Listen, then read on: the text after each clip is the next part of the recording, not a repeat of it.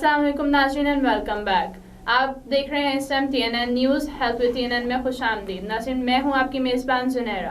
नाज़रीन, जैसे कि आप जानते हैं कि TNN न्यूज़ आपके लिए सेहत के हवाले से मुख्तलिफ बीमारियों के बचाव और उनके इलाज के मुतालिक प्रोग्राम कर रहा है। तो जी नाज़रीन, आज हम हर्निया के हवाले से बात करने वाले हैं। इस हवाले से आज हमारे साथ मौजूद हैं associate professor Sahiwal medical college doctor Akhtar महबूब, मारूफ सर्जन। तो जी हम डॉक्टर साहब से बात करते हैं। तो जी डॉक्टर साहब, पहले तो बहुत बहुत खुशामदीद TNN न्यूज़ स्टूडियो में। बहुत शुक्रिया TNN का जिन्होंने हमें मौका दिया है कि हम इस कॉमन बीमारी के बारे में लोगों को बता सकें। जी डॉक्टर साहब, कैसे हैं आप? अल्हम्दुलिल्लाह। अच्छा डॉक्टर साहब, आप अपने बारे में हमारे नाज़रीन को बताएं कि क्या आपकी क्वालिफिकेशन है, क्या आपके लाइफ एक्सपीरियंसेस हैं? मैं आजकल as a associate professor Sahiwal medical college Sahiwal और हेड ऑफ सर्जरी काम कर रहा हूँ। मैंने सर्जरी में FCPS किया हुआ है और Sahiwal medical college Sahiwal teaching hospital में मैं अपनी खदमात अंजाम दे रहा हूँ। अच्छा, तो डॉक्टर साहब ये हर्निया होता क्या है? हर्निया बहुत कॉमन डिजीज़ है। हर्निया एक्चुअली किसी भी जगह बॉडी किसी जगह पे हो सकता है, स्पेशली कैविटीज़ में। जैसे एब्डोमिनल कैविटी है, कोई भी उज़्व या ऑर्गन, उसकी जो कवरिंग वॉल होती है उसको उसमें वीकनेस हो जाती है, उसके ज़रिए वो जो अंदर के ऑर्गन्स वो बाहर आ जाते हैं, तो इसको हर्निया कहते हैं। अच्छा, तो इसकी क्या वजूहत हो सकती हैं? हर्निया की वजूहत आमतौर हर्निया एक तो कंजेनिटल हो सकता है, बच्चे पैदा होते हैं उनमें हर्निया होता है। बहुत सी चीज़ें जो झिल्लियाँ हैं वो क्लोज नहीं होती, ओपन रह जाती है। और दूसरा जो एक्वायर्ड है, जो बाद में होता है, मेन वजह होती है जहाँ भी प्रेशर, पेट के अंदर प्रेशर बढ़ता है, वो एक्सरसाइज की वजह से भी हो सकता है, वो ड्यू टू दी कोई डिजीज़ हो सकता है कि ट्यूमर हो, प्रेशर ज़्यादा हो, क्रॉनिक कफ हो, पेशेंट को खांसी हो बहुत लंबे अरसे के लिए, जब पेशेंट को कॉन्स्टिपेशन कब्ज़ हो और जोर लगाता रहे, जब पेशाब की रुकावट हो, इस वजह से पेट के अंदर प्रेशर बढ़ता है। उस प्रेशर की वजह से जो पेट की वॉल है वो कमज़ोर हो जाती है और उस वॉल जहाँ कमज़ोर हो जाती है वहाँ से अंतड़ियों का या कोई और उज़्व जो बॉडी का वो बाहर आना शुरू हो जाता है। वो कभी बाहर आ जाता है, उसको हम हर्निया कहते हैं। अच्छा, अभी आपने बताया एक्सरसाइज, तो कोई स्पेसिफिक एक्सरसाइज है जिसकी वजह से होता है या थॉरली कोई भी करने से हो सकता है? हर्निया अब्डोमेन में किसी भी जगह हो सकता है, मसल में हो सकता है। मस्कुलर एक्सरसाइज, मसल के एक वॉल है उससे मसल बाहर आ जाते हैं, वो भी हर्निया होता है। तो स्पेसिफिक एक्सरसाइज नहीं, किसी भी जगह पे एक्सरसाइज की वजह से हो सकता है। अच्छा, तो इसकी क्या अलामात होती है? मतलब कब इंसान को पता चल सकता है इसकी अलामात है कि हर्निया की अलामात क्या होती है? आमतौर पे पेट का हर्निया होता है, या तो पेट के दरमियान में हर्निया होता है जिसे हम मिड लाइन हर्निया कहते हैं, या पेट के बिल्कुल नीचे होता है जिसे इंग्वाइनल हर्निया कहते हैं। इसकी अलामत यही होती हैं कि पेशेंट हमारे पास आता है और कहता है कि कोई चीज़ वहाँ से फूल रही है और जैसे खांसी करता हूँ वो फूलती है और जैसे मैं रिलैक्स हूँ वापस अंदर चली जाती है। आमतौर पे यही होती है कि एक स्वेलिंग अपीयर हो जाती है, लेकिन कुछ पेशेंट पेन आमतौर पे नहीं होती, पेशेंट जस्ट एक हैवीनेस फील करता है, भारीपन हुआ है। पेन सिर्फ उस वक्त तक फील होती है जब कई दफ़ा हर्निया बाहर आ जाए और ऑब्स्ट्रक्ट हो जाए, दोबारा पेट के अंदर दोबारा ना जा सके, उस वक्त पेनफुल होता है। अदरवाइज जस्ट एक something coming out of the abdomen, कुछ चीज़ बाहर आ रही है और जैसे पेशेंट लेटेगा वो चीज़ वापस चली जाएगी।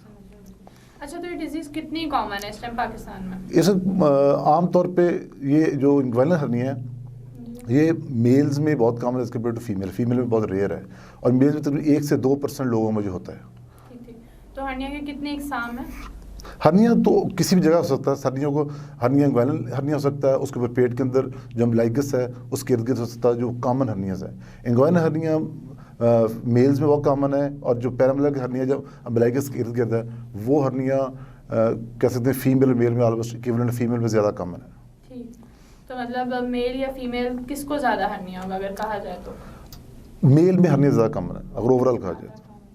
अच्छा, तो हर्निया की बीमारी का आखिरी हल क्या ऑपरेट ही होता है? हाँ, हर्निया का हल से ऑपरेट है, क्योंकि ये एक जो जिस्म के हिस्से की दीवार है उसकी वीकनेस हो जाती है, तो किसी मेडिसिन से ये नहीं हो सकती, उसको आपको रिपेयर करना पड़ेगा। जैसे कोई दीवार में से एक ईंट निकल जाए, जब तक वो ईंट आप दोबारा नहीं रखेंगे तो वो डिफेक्ट जो ना फिल नहीं होगा, उस डिफेक्ट को फिल करें तो फिर ये सही ठीक होगा। तो इसलिए इसकी ओनली जो इसका हल है वो इसकी सर्जरी है, मेडिसिन से सही नहीं हो सकता। ठीक है। अच्छा, कितने टाइप की सर्जरी इसकी हो सकती है? अच्छा, इसमें हर्निया में हम जो अरसा दराज से सर्जरी करते आ रहे थे वो सिंपल धागे से रिपेयर थी, वो उसका रिकनेस रेट बहुत ज़्यादा था, 100 में से 20 मरीज़ों को दोबारा हो जाता था।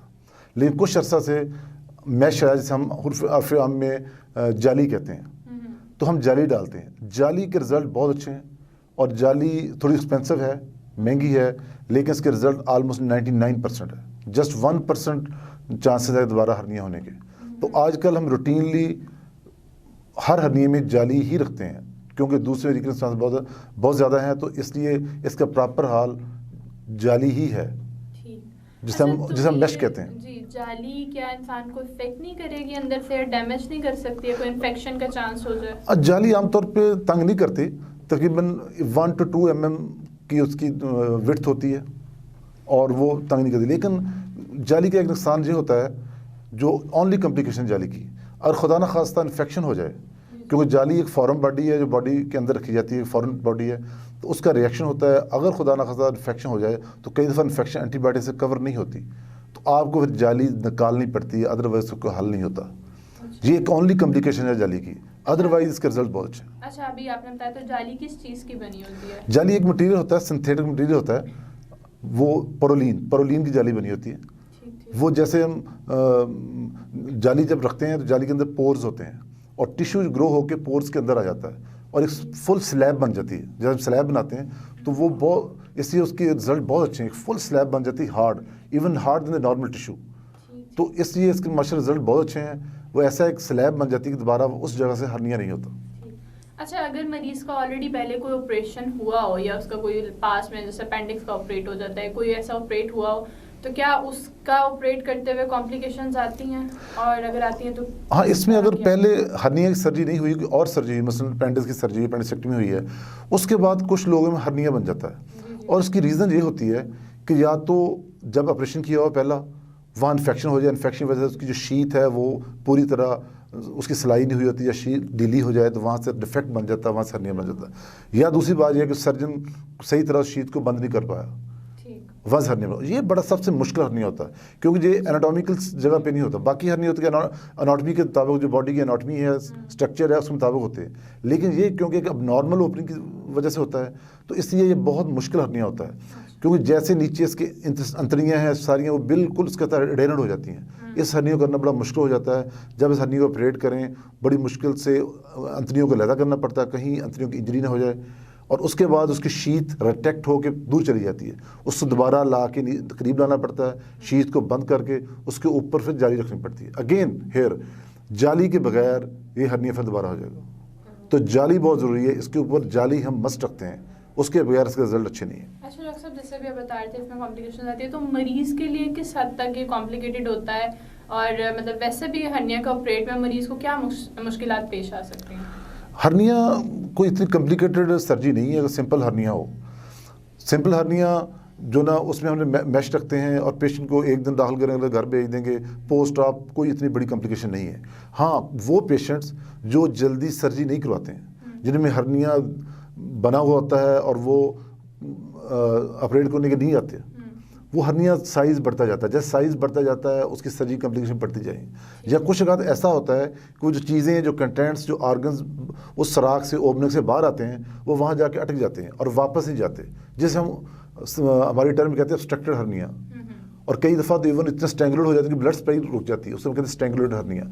जब हर्निया स्ट्रैंगुलेट हो जाए तो दैट मीन उसकी ब्लड सप्लाई जो अंतड़ियों की और दूसरे टिश्यू ख़त्म हो जाती है, और कई दफ़ा अंतड़ियाँ ब्लैक हो जाती हैं और हमें बाद में बड़ा सर्जरी करनी पड़ती है, बड़ी सर्जरी, जिसमें हमें अंतड़ियों का वो हिस्सा काटना पड़ता है और नसों से करना पड़ता है। तो इस लिहाज से एक सिंपल ऑपरेशन अगर उसको प्रॉपर टाइम पे नहीं करवाएंगे, डिले करते जाएंगे, अगर वो कॉम्प्लिकेट हो जाए, ऑब्स्ट्रक्ट हो जाए, स्ट्रैंगुलेट हो जाए, वो एक बहुत बड़ी सर्जरी बन जाती है। लाजिमी बात है, अंतड़ियों का एक पीस काटना और उसके दोबारा उसका जोड़ना एक बहुत बड़ी सर्जरी हो जाती है। तो इसलिए हम इस चैनल के थ्रू मैसेज देना चाहते हैं, अगर किसी पेशेंट को हर्निया है तो एज अर्ली एज करवा लें। ये सिंपल सर्जरी है, कोई कॉम्प्लिकेटेड सर्जरी नहीं है। लेकिन अगर आपकी ने तखीर की और उसकी वजह से अगर ये कोई कॉम्प्लिकेशन हो गई तो that will become a complicated surgery. और इवन इसमें एक और बात ऐड करता जाऊँ कि जब हर्निया ऑब्स्ट्रक्ट हो जाएगा, जहाँ स्ट्रैंगुलेट हो जाएगा, हम सर्जरी करने के बाद जब हर्निया रिपेयर करेंगे तो वहाँ जारी रखना हमारे लिए मुश्किल हो जाता है, क्योंकि वो ऑलरेडी इन्फेक्टेड एरिया होता है, वहाँ ऑलरेडी इन्फेक्शन हो चुकी होती है। तो अगर हम वहाँ जाली रखेंगे तो उसके बहुत ज़्यादा चांसेस है कि वही जो कॉम्प्लिकेशन मैं आपको बता रहा हूँ कि इन्फेक्शन सबसे बड़ी कॉम्प्लिकेशन है, उसके इन्फेक्शन के कॉम्प्लिकेशन है और बाद में हमें वो जाली निकालनी पड़ सकती है। तो बहुत दफ़ा हम ऐसा करते हैं, जब ऐसा इन्फेक्टेड हर्निया उसे हम पुराने तरीके से सिंपल रिपेयर कर देते हैं, हम उसमें जाली नहीं रखते क्योंकि हमें नज़र आ रहा होता है वो जाली बाद इन्फेक्ट हो जाएगी और दोबारा निकालनी पड़ेगी, फिर ऑपरेशन करना पड़ेगा, मरीज़ को उससे स्टेबल नहीं होगा। तो इसलिए हमें मजबूरन पुरानी रिपेयर करनी पड़ती है, जिसकी वीकनेस के चांसेस दोबारा होने के चांसेस बहुत ज़्यादा हैं। अच्छा, तो डॉक्टर साहब ऑपरेट के बाद एक मरीज को कितनी देर तक मेडिकेशन कंटिन्यू करनी चाहिए या ज़रूरत होती है उसकी? ऑपरेट के बाद आमतौर पे जो सिंपल हर्निया करते हैं 2-3 दिन एंटीबायोटिक बहुत काफ़ी हैं, लेकिन जिसमें मैश रखते हैं, कोई मैश में इन्फेक्शन के चांसेस होते हैं, तो हम आमतौर पे 7 डेज़ तक उन्हें एंटीबायोटिक देते हैं। 7 डेज़ के बाद बंद करते हैं, तो बाद में उसे किसी मेडिकेशन की ज़रूरत नहीं इंशाल्लाह। ठीक। अच्छा, तो ये बीमारी किस हद तक ख़तरनाक साबित हो सकती है इंसान के लिए? मैं वही पहले आपको जिक्र कर चुका हूँ कि जो ये बीमारी है, ये कोई ख़तरनाक बीमारी नहीं है, बशर्ते कि इनिशियली आपको पता चल जाए शुरू में हर्निया है, आप उसकी सर्जन से, अपने इलाके में लोकल सर्जन से रुजू करें, उससे ऑपरेट करवा लें, क्योंकि ऑपरेशन वगैरह से कोई हल नहीं। अब जितना मर्जी जो ना से अवॉइड करें, एट द एंड आपको उसका ऑपरेशन करवाना ही पड़ेगा, तो इसकी कॉम्प्लिकेशन ऑलमोस्ट नेग्लिजिबल है। लेकिन अगर आप इसको डिले कराते हैं तो जैसे मैंने बताया, किसी ऑब्स्ट्रक्ट हो सकता है, स्ट्रेंगुलेट हो सकता है, या ऐसे भी हमारे पास पेशेंट आते हैं जिनके अब्डामन छोटे होते हैं, नीचे हर्निया बड़े होते हैं, इतना ह्यूज हर्निया बन जाते हैं। जब इतना ह्यूज हर्निया होगा तो बाद में जब ऑपरेट करेंगे उसका कॉम्प्लिकेशन रेट भी बढ़ जाएगा। जी नाज़रीन, यहाँ पे एक ब्रेक का वक्त होता जा रहा है, तो ब्रेक लेते हैं, फिर ब्रेक के बाद वापस आते हैं, डॉक्टर साहब से मजीद बात करेंगे। आसमान को छूने की चाहतों के साथ ख्वाहिशों को छत देकर ये डालते हैं नई तरक्की की, और ये है Tahir estates, steel monuments manufacturers, project marketing, town developer and builder. Tahir estates Sahiwal का सबसे पहला और वाहिद इंटरनेशनल ISO सर्टिफाइड इदारा और चैम्बर ऑफ कॉमर्स की तरफ से बेस्ट अचीवमेंट अवार्ड हासिल कर चुका है, जिन्होंने साहिवाल में रेजिडेंशियल और कमर्शियल प्रॉपर्टी में मार्केटिंग को दी एक नई पहचान।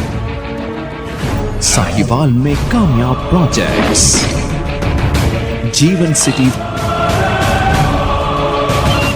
Safari city Okara, Al Razzaq villas, Eden garden, Gulshan Zainab, Farid Avenue,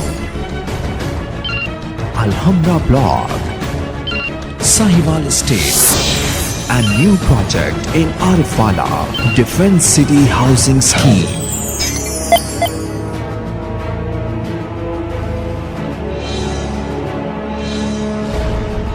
The largest marketing network in real estate.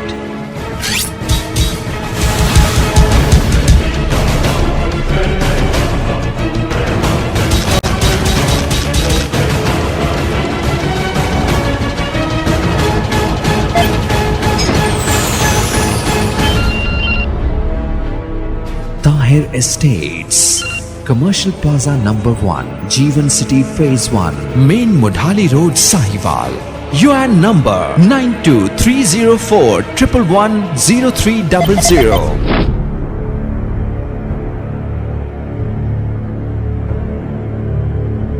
जी नाज़रीन, वेलकम बैक। जैसे कि हम ब्रेक से पहले बात कर रहे थे डॉक्टर साहब से हर्निया के हवाले से, तो अभी वहीं से हम कंटिन्यू करते हैं। जी डॉक्टर साहब, आप बता रहे थे ऑपरेट के हवाले से। अच्छा डॉक्टर साहब, यहाँ एक क्वेश्चन जो मेरे दिमाग में आया कि जो थोड़े से ओल्ड एज के पीपल्स होते हैं, जैसे 50+ हो गए, उन लोगों को एनेस्थीसिया देना नहीं दे सकते आप, तो उनका ऑपरेट कैसे किया जाता है? अच्छा, इसमें जो कुछ पेशेंट जो बिल्कुल फिट नहीं होते, हम पहले हर्निया के ऑपरेशन से पहले सारे उसके टेस्ट करवाते हैं, फिटनेस देखते हैं।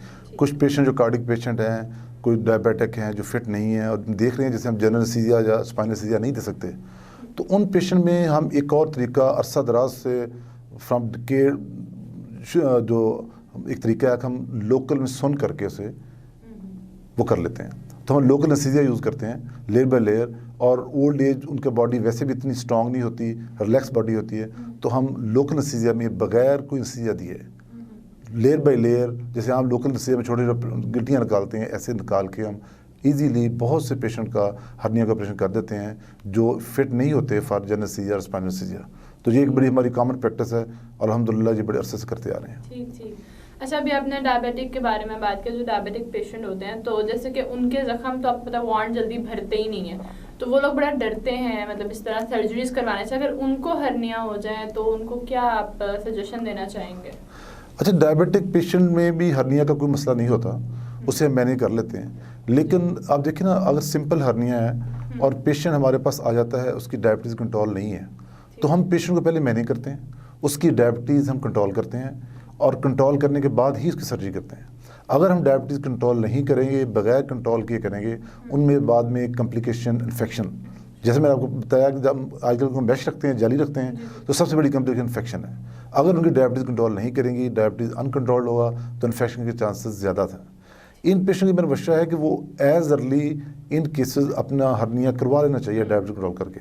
अगर खुदा ना खास्ता वो हर्निया कम्प्लिकेट हो जाए, जैसे स्ट्रैंगुलेशन मैंने बताया, स्ट्रैंगुलेशन हो जाता है, हर्निया वहाँ स्टक हो जाता है, वापस जाता है, इरिड्यूसिबल हो जाता है, तो उन पेशेंट में अगर हमें बड़ी सर्जरी करनी पड़ जाती है, इंटेस्टाइन की जो ना स्कीमिंग हो जाता है, रिसेक्शन करनी पड़ जाती है, दोबारा इंटेस्टाइन को जोड़ना पड़ता है, तो उनमें और ज़्यादा कम्प्लिकेशन के चांसेस है डायबिटीज़ पेशेंट में। तो इसलिए बेहतर है, डायबिटीज़ पेशेंट की मेरी एडवाइस है कि वो एज अर्ली एज अपने इलाके में अपने सर्जन के पास जाएं और डायबिटीज़ कंट्रोल करने के बाद उसको अर्लीस्ट करवा लें, ताकि वो किसी ऐसी कम्प्लिकेशन में ना जाएं जो बाद में हमारे पास कंट्रोलेबल ना हो। ठीक।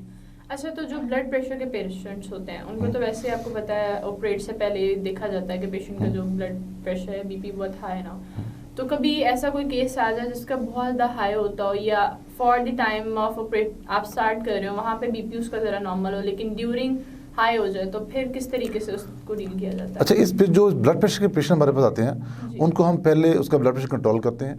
दे are on the medication. Even जब हम खाना पीना बंद करते हैं ऑपरेशन के पहले, तो हमको कहते हैं 1 घूंट पानी से आप अपनी जो रूटीन की मेडिसिन वो ले लें। बाकी जो ड्यूरिंग ऑपरेशन है वो ब्लड प्रेशर हम हमारे मेडिसिन होती हैं, हम कंट्रोल करें, उसमें कोई मसला नहीं होता। लेकिन इन पेशेंट में जो एक बात मैं बताना चाहता हूँ, बहुत से पेशेंट जो कार्डियक पेशेंट होते हैं, ब्लड प्रेशर होते हैं, वो खून को पतला करने वाली दवाइयाँ ले रही होते हैं, एस्प्रिन और दूसरी। तो इन पेशेंट में अगर हम सर्जरी करें तो ये चांसेस होते हैं कि ड्यूरिंग ऑपरेशन की ब्लीडिंग बहुत ज़्यादा हो जाए और वो कंट्रोल ना हो। तो ऐसे पेशेंट को जानलेवा साबित हो सकती हैं। ऐसे पेशेंट को जिनमें दवाई ले रहे हैं, उन्हें हम पहले 1 हफ्ते से 2 हफ्ते मुख्तलिफ दवाई जो मेडिसिन है उसके मुख्तलिफ टाइमिंग्स हैं, 1 से 2 हफ्ते उनकी मेडिसिन पहले बंद करवाते हैं, ताकि वो पहले मेडिसिन बंद करें और उनके लेवल नॉर्मल आ जाएंगे। उसके बाद हम सर्जरी करेंगे और सर्जरी के बाद कुछ दिनों वो अपनी दवाइयाँ दोबारा स्टार्ट कर सकते हैं। तो इनमें ये दवाइयाँ पहले बंद करना बहुत ज़रूरी है। अच्छा डॉक्टर साहब, जो हेपेटाइटिस के पेशेंट्स होते हैं उनके पेट में पानी होता है, तो क्या उनके लिए भी ये सेफ है, उनके लिए ऑपरेट करना, और ये डिफ़िकल्ट नहीं होता? कॉम्प्लिकेशंस क्या आती हैं इसमें? हेपेटाइटिस बहुत बड़ा इशू बन चुका है हमारे माशरे में। हमारे पास तकरीबन हर चौथा पेशेंट, 3rd और 4th पेशेंट हेपेटाइटिस C या B पॉजिटिव है। तो ये बहुत बड़ा इशू। इसमें 2-3 मसले होते हैं। एक तो पहली बात है कि अगर पेट में पानी नहीं भी है तो हेपेटाइटिस C के पेशेंट को उनके लिवर के टेस्ट करवाने पड़ते हैं, अल्ट्रासाउंड करवाना पड़ता है, फिर उनके खून को जमने की खासियत, जिसे हम PT, APT, INR कहते हैं, टेस्ट करवाते हैं। अगर उस पेशेंट में खून जमने की खासियत कम है तो इसका मकसद है ऑपरेशन के दौरान उसकी बहुत ज़्यादा ब्लीडिंग हो जाएगी। इसलिए हम उसको मैनेज करते हैं, पहले मैनेज करके उसके बाद सर्जरी करते हैं। जो नॉर्मल हेपेटाइटिस C के पेशेंट है, वो अगर उनकी INR ठीक है, खून के जमने की सलाहियत ठीक है, या हम उसे कवर कर लेते हैं मेडिसिन दे के, तो वो तो आराम से ऑपरेट हो जाते हैं। लेकिन जो आपका क्वेश्चन है कि अगर ऐसा पेशेंट जिसमें एडवांस लिवर डिजीज़ है और उसमें पेट में पानी इकट्ठा हो चुका है, तो उसमें 2 चीज़ें, एक अगर नॉर्मल हर्निया है, वो तंग नहीं कर रहा, तो हम उसको पहले मेडिकल स्पेशलिस्ट को रेफ़र करेंगे ताकि उसकी एसाइटीज़ रिड्यूस हो जाए, कम से कम हो जाए, और ताकि वो उसकी लिवर डिजीज़ को काबू में लाया जा सके। उसके बाद फिर हम सर्जरी करते हैं। लेकिन कुछ पेशेंट हमारे पास ऐसे आते हैं कि जिनमें अगर एसाइटीज़ बहुत ज़्यादा है और ड्यू टू प्रेशर एसाइटीज़, जो एसाइटीज़ होता है पेट में पानी इकट्ठा होता है, उसकी वजह से जो उसका अम्बिलिकस होती है और वो बस्ट हो जाती है, वहाँ हर्निया बन के बस्ट हो जाती है। अब उन पेशेंट में बड़ी मुश्किल होती है। उन पेशेंट में ना तो उन्हें बेहोश कर सकते हैं क्योंकि वो फिट नहीं है, लिवर का काम नहीं कर रहा, पानी दूसरा है, अगर उससे नहीं करेंगे वहाँ पेट से पानी आना शुरू हो गया बाहर। तो उन पेशेंट में बड़ी मुश्किल से हम ऐसा करते हैं कि लोकल एनेस्थीसिया दे के बेहोश नहीं कर सकते, तो कोशिश करते हैं शीत को सिंपल रिपेयर कर दें हर्निया को। अगर वो उनकी बाद में जो लिवर डिजीज़ काबू आ जाए तो प्रॉपर सर्जरी कर लेंगे। लेकिन बहुत से पेशेंट टर्मिनल होते हैं जिनका जो रिकवर नहीं होते बाद में, लेकिन वक्ती तौर पे हम उसको लोकल में रिपेयर कर देते हैं और उनका कोई हल नहीं है।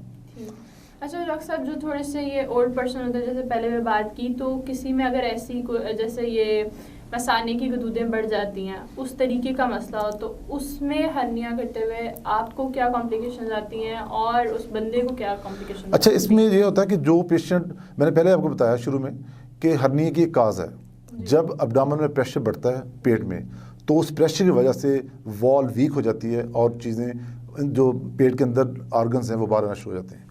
तो इनमें जो प्रेशर बढ़ने वाली सबसे चीज़ें, एक कॉन्स्टिपेशन है, क्रॉनिक ओल्ड एज में बहुत ज़्यादा कब्ज़ है, और दूसरा पेशाब की रुकावट जो ओल्ड एज में कॉमन है। जब पेशाब की रुकावट है, पेशेंट बूढ़े पेशेंट है, वो वॉशरूम में ज़ोर लगाते हैं, जब ज़ोर लगाते हैं अब्डामन का प्रेशर बढ़ता है, हर्निया बनना शुरू हो जाता है। तो ऐसे पेशेंट में अगर हर्निया आ जाए तो उससे फ़ौरन हर्निया का ऑपरेशन नहीं करवाना चाहिए, ना हम करते हैं, क्योंकि अगर हर्निया का ऑपरेशन करेंगे तो वो जो काज है वो तो मौजूद है, हर्निया का ऑपरेशन करने के कुछ दिनों बाद हर्निया दोबारा हो जाएगा। तो इसलिए पहले हमने उस काज को रिमूव करना है, उसको हम इन्वेस्टिगेट करते हैं। अगर उससे BPH जो उसके दूध मसानिया का दूध बढ़ जाता है, जैसे BPH कहते हैं, तो फिर पहले उसका इलाज करेंगे, पहले वो काज मूव करेंगे और उससे कुछ महीनों बाद उसका हर्निया ऑपरेशन करेंगे। Otherwise it will B disaster कि आप हर्निया का ऑपरेशन कर देंगे, हर्निया दोबारा हो जाएगा और जो काज है प्रोस्टेट वो वहाँ पड़ा है। तो इसलिए बेहतर ऑप्शन सबसे ये है कि जो भी पेशेंट है, अगर किसी को कोरोना खांसी है, अगर किसी को कॉन्स्टिपेशन है, यूरिनरी टेंशन है, पहले उसकी काज को रिमूव किया जाए, वरना अगर वो काज परसिस्ट करेगी हर्निया दोबारा हो जाएगा। ठीक। अच्छा, तो अभी तो हमने इस हवाले से बात कर ली, अब ज़रा ख़वातीन के हवाले से बात कर लेंगे। मतलब जो प्रेग्नेंट वुमेन होती हैं और उनका तीसरा, चौथा, पाँचवां कोई भी महीना चल रहा और ड्यूरिंग प्रेगनेंसी अगर उनको हर्निया हो जाए, तो क्या उसी टाइम उनका ऑपरेट कर तो नहीं, मेरा ख्याल पॉसिबल होगा, तो किस तरीके से उस चीज़ को कवर किया जाता है? इस पर यह है कि अगर प्रेग्नेंट वुमेन हर्निया हो जाता है, हर्निया सिंपल है, कॉम्प्लिकेटेड नहीं है। कॉम्प्लिकेटेड मीन कि उस वापस रिड्यूस हो जाता है, चले जाता है आराम से, सिंपल है, ऑब्स्ट्रक्टेड नहीं है, स्ट्रैंगुलेटेड नहीं है, तो उस वक्त उसे कुछ करने की ज़रूरत नहीं। उनकी प्रेगनेंसी अगर टाइम पूरा हो जाए, बेबी होने के बाद वो प्रॉपर अपनी सर्जरी करवा लें। तो ये इफेक्ट नहीं करता बेबी? नहीं, कुछ इफेक्ट नहीं करेगा, कुछ नहीं। हाँ, अगर वो ड्यूरिंग प्रेगनेंसी खुदा ना खास्ता ऑब्स्ट्रक्ट हो जाता है या रिड्यूस वापस नहीं जाता, रिड्यूस हो जाता है या स्ट्रैंगुलेट हो जाता है, then you have to go for surgery. लेकिन उसमें रिस्क ये होता है, जब सर्जरी करेंगे डेफिनेटली वो एनेस्थीसिया में होगी, बड़ी सर्जरी होगी, उसमें जो बेबी है वो सफ़र हो सकता है, उसके बारिश हो सकती है, बेबी की डेथ हो सकती है, ये कॉम्प्लिकेशन के चांसेस होते हैं। तो इसलिए हम यूजुअली अवॉइड करते हैं, अगर सिंपल हर्निया है, उसमें कॉम्प्लिकेशन नहीं है, तो जब तक डिलीवरी हो जाए, जैसे डिलीवरी के बाद हम 2-3 महीने बाद प्रॉपर टाइम पे उसकी सर्जरी करा लेनी चाहिए। लेकिन अगर कॉम्प्लिकेशन हो then you have to do, फिर आप कुछ कर नहीं सकते, आपको करनी पड़ेगी। अच्छा, तो डॉक्टर साहब जैसे आपने बिल्कुल स्टार्टिंग में हमें बताया कि न्यूबॉर्न बेबीज में भी हर्निया पाया जाता है, तो कितने फीसद बच्चों में मतलब पैदा होते साथ से ये डिजीज होती है? जैसा कि मैंने आपको पहले बताया कि जो 2 किस्म हर्निया है, एक तो इंग्वाइनल हर्निया जो पेट के नीचे होता है, उसमें बहुत से बच्चों में एक झिल्ली होती है, जो टेस्टिस होते हैं ऊपर से नीचे आते हैं, और झिल्ली के साथ झिल्ली बंद नहीं होती, तो वो कंजेनिटल हर्निया, उन्हें जो पैदाइश के साथ हम कंजेनिटल हर्निया कहते हैं, वो हो जाता है। जो इंग्वाइनल हर्निया वो तो एज अर्ली एज ऑपरेट करवा लेना चाहिए, क्योंकि बच्चों में उसके ऑब्स्ट्रक्ट होने के चांसेस बहुत ज़्यादा होते हैं। तो जैसे बच्ची की हालत बेहतर होती है, कुछ सेहत बेहतर, 1-2 महीने में वो करवा लेना चाहिए, तो ऑब्स्ट्रक्ट ना हो जाए, क्योंकि छोटे से बच्चे का ऑब्स्ट्रक्ट हो जाएगा, और अगर उसकी इंटेस्टाइन वहाँ सफ़र हो गई, स्कीमिया हो गया, ब्लैक हो गई, तो वो बहुत बड़ी सर्जरी हो जाएगी, और उस बच्चा उस एज में 1-2 महीने में उसको कोप नहीं कर सकेगा। तो इसलिए वो एडवाइज है एज अर्ली एज करवा लेना चाहिए। अच्छा, ये हर्निया तो ठीक है, एक हर्निया अम्बिलाइकस के इर्द-गिर्द होता है छोटे बच्चों में, उस पर लोग बहुत परेशान होते हैं। अम्बिलाइकस के हर्निया पे मेरी एडवाइस है कि पेरेंट्स को बिल्कुल परेशान होना चाहिए। ये ऐसा हर्निया होता है जो विदिन 2 ईयर्स खुद बंद हो जाता है, इसकी सर्जरी करवाने की ज़रूरत नहीं है, जस्ट वेट करें, और 2 साल के अंदर अंदर इंशाल्लाह ऑलमोस्ट 90%, 98% लोगों में ये बच्चों में ये खुद ही क्लोज हो जाता है। अगर 2 साल के बाद भी परसिस्ट करे, क्लोज ना हो, तो then we will go for surgery. ठीक है, मैं आपसे यही कहने वाली थी कि जब न्यू बॉर्न बेबी, क्योंकि हर घर में जब होता है तो मतलब पेरेंट्स बहुत ज़्यादा उसको लेके होते हैं वरिड, तो मतलब जो पेरेंट्स होते हैं उनको अगर पता चले कि हमारे बच्चे में ऐसी कोई डिजीज़ आ गई है, तो वो बड़े परेशान हो जाते हैं और ये इसका ना ऑपरेट की तरफ जाते हैं और बड़ा डरते हैं। तो उनको कोई आप एडवाइस करना चाह रहे हो? अच्छा, इसमें डरने की कोई बात नहीं। जैसे मैंने कहा, अगर तो अम्बिलिकल हर्निया जो पेट के दरमियान में होता है, उसकी तो बिल्कुल ही टेंशन की ज़रूरत नहीं। वो तो मोस्ट ऑफ द पेशेंट में कोई 1-2% होते हैं जो रह जाता है, वो खुद ही क्लोज हो जाता है, उस पर डरने की ज़रूरत नहीं। जो इंग्वाइनल हर्निया है, इसमें एडवाइज एक छोटा सा ऑपरेशन है, बड़ा नहीं है, रिस्क ना लें। जब बच्चे के हो गया तो एज अर्ली एज ऑपरेट करवा लें, छोटा सा ऑपरेशन है। बच्चों में बिल्कुल सिंपल ऑपरेशन है, इसमें हमें जाली नहीं रखनी होती। इसमें सिर्फ वो जो झिल्ली होती है इसको काट के अंदर डाल देते हैं, और कोई बड़ी छोटा सा 2-3 सेंटीमीटर इंसिजन होता है, कुछ नहीं होता। 2 घंटे का ऑपरेशन है, उसके बाद आप घर लेके जा सकते हैं कहीं भी बच्चों को हॉस्पिटल से, और कोई भी कॉम्प्लिकेटेड चीज़ नहीं है। लेकिन खुदा ना खास्ता आपने टाइम पे नहीं करवाया और वो कॉम्प्लिकेट हो गया तो फिर बच्चे की जान को खतरा हो सकता है। तो इसमें किसी किस्म की डरने की ज़रूरत नहीं है, बहुत सिंपल छोटा तरीन ऑपरेशन है, और ये एज अर्ली करवाना चाहिए ताकि आपकी बच्चे की जान महफूज रहे। ठीक। अच्छा, तो जो बड़ों का हर्निया है और बच्चों का हर्निया है, इनमें क्या डिफरेंस है? क्या मतलब किस तरीके से, मतलब दोनों का क्या सेम ही प्रोसीजर जाता है? बच्चों का हर्निया आप तो मैंने बताया वो कंजेनिटल होता है, और बड़ों में एक्वायर्ड होता है जो बाद में ड्यू टू सम रीज़न बनता है। तो बच्चों का हर्निया एक सिंपल हर्निया, सिर्फ इसमें हर्नियोटमी करते हैं, हम सिर्फ झिल्ली को काट के अंदर फेंक देते हैं, इसे जाली नहीं रखते हैं। क्योंकि अगर हम जाली रखेंगे तो बच्चों की ग्रोथ के साथ वो एरिया ग्रो नहीं कर सकेगा, तो इसे जाली नहीं रखते, और बच्चों में दोबारा भी नहीं होता, बहुत रेयर है दोबारा हो जाए। लेकिन अडल्ट्स में हमें जाली रखनी पड़ती है। इसकी ओवरऑल कटेज ऑलमोस्ट 16 साल के छोटे बच्चे हैं, उनमें हम आम तौर पे जाली नहीं रखते। 16 साल से बड़े होते हैं उनमें हम जारी रखते हैं, लेकिन उसमें हम लोकली उस वक्त भी देखते हैं उनका मसल पावर कितनी है, मसल कैसे हैं। अगर 15 साल का बच्चा है और मसल बहुत वीक हैं तो फिर हमें जारी रखनी पड़ेगी सपोर्ट करने के। अगर मसल अच्छे हैं तो फिर हम नहीं रखते। तो ऑलमोस्ट 16-17 साल की एज के पहले हम जाली नहीं रखते हैं, उसके बाद जो ना इसे जारी रखनी चाहिए, क्योंकि वरना अगर जाली रखेंगे वो दोबारा हो जाएगा। अच्छा, तो जैसे अभी आप बता रहे हैं लेप्रोस्कोपी, ठीक है, तो इसके अलावा जिसमें इसमें तो सारा ओपन करके आपको हर्निया को करना पड़ता है कवर, तो इसके अलावा भी कोई जदीद टेक्निक अभी तक आई है या नहीं आई है? तो असद रात से जो कन्वेंशनल सर्जरी चल रही है वो तो ओपन रिपेयर थी पहले, उसके बाद अब आ गई है जाली। लेकिन अब जो जदीद टेक्निक है वो लेप्रोस्कोपिक है। लेप्रोस्कोपिक जैसे आप लोगों ने आम लोगों के लिए कहते हैं बगैर चीरे के ऑपरेशन जो करते हैं, वो हम सुराख करके उसके अंदर इंस्ट्रूमेंट जा के रखते हैं। तो ये लेप्रोस्कोपिक हर्निया भी शुरू हो गया, ये लोग कर रहे हैं और इसके बड़े अच्छे रिजल्ट हैं, इसमें चीरा कोई नहीं है। लेप्रोस्कोपिक सर्जरी की एक और खूबसूरती ये है कि अगर हर्निया दोबारा हो जाए, दोबारा उसी जगह से हर्निया करना बहुत मुश्किल हो जाता है। हर टिश्यू के सारे पार्ट जुड़ जाते हैं और आपको एनाटॉमी क्लियर नहीं होती। तो अगर हर्निया ओपन हुआ पहले दोबारा हो गया तो बेस्ट ऑप्शन है आप पेट के अंदर से थ्रू लेप्रोस्कोप जाएं, वहाँ बिल्कुल tissue according to the normal anatomy होगा, तो it will be very easy to do it. तो इसलिए ये एक बड़ी अच्छी ऑप्शन, वो पेशेंट जो पुराने हर्निया किए हुए हैं, ओपन करवाए हुए हैं लेकिन रिकरेंट हो गए हैं, तो लेप्रोस्कोपिक सर्जरी उसकी ज़बरदस्त चीज़ है कि वो आराम से हो जाएगा बगैर चीरे के। तो ये रूटीनली अब हर जगह हो रहा है अल्हम्दुलिल्लाह, हम सिर्फ जो ना इसको परफॉर्म कर रहे हैं, तो इट्स वेरी गुड सर्जरी। तो जी डॉक्टर साहब, आज के लिए आपने आज हमारे लिए वक्त निकाला, अपना कीमती वक्त निकाल के आप आए और हमारे नाज़रीन को इतनी इन्फॉर्मेशन दी, उसके लिए बहुत बहुत शुक्रिया। और जी नाज़रीन, इसी के साथ आज का प्रोग्राम यहाँ पे ख़त्म करते हैं। फिर मुलाकात होगी एक नए प्रोग्राम में, एक नए अनवान के साथ, एक नए मेहमान के साथ। तब तक के लिए अपनी मेज़बान ज़ुनैरा को इजाज़त दीजिए। अल्लाह निगहबान।